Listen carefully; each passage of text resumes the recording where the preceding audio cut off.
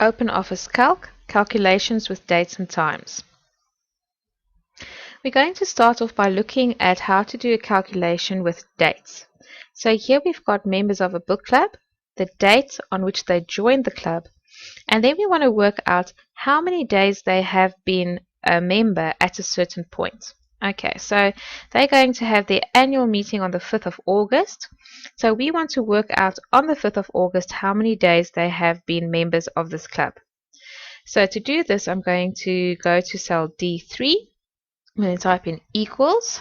Then you always take the end date or the last date, in this case the 5th of August, and then you're going to deduct the day on which they joined. Right, then press enter, and that will give you how many days they have been members of this club. It's very important that if you're going to use the autofill, to just make sure that cell B9 is an absolute cell reference, because you don't want that cell reference to change as you copy it down.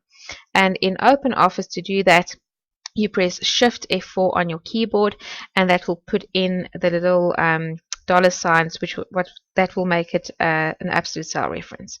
Okay, and now you can just go copy it down, and it will show you how many days these people have been members.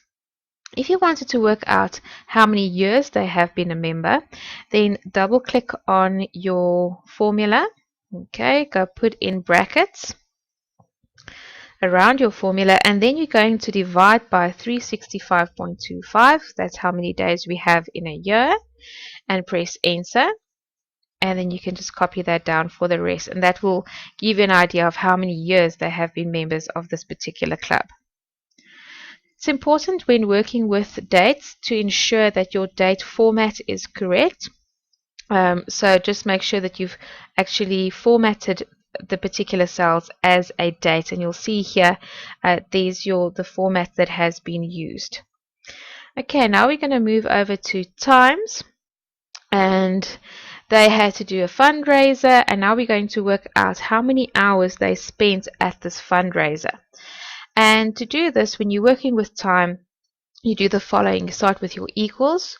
You always take your end time, and then you deduct from that your start time. Okay.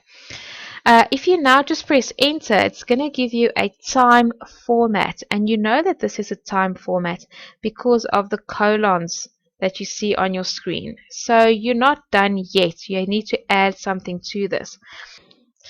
So the first thing I'm going to do is I'm going to change the format of this cell. Okay, so I'm going to select right click. I'm going to go to format cells, and I'm going to make this a number, and I'm just going to select the first one here with no decimal places. It doesn't really matter at this point, and I'm just going to select OK. Okay, now don't worry if you see a 0, we're not quite done anyway. When you're working with times, you have to go and specify that a day has 24 hours if you want to see how many hours they've worked. So I'm going to multiply that formula with 24. Okay, so when working with time, you always take the start time, the end time minus the start time, and then you multiply it by 24. Okay, and that will give you how many hours they've worked. Then you can just use the autofill function to copy down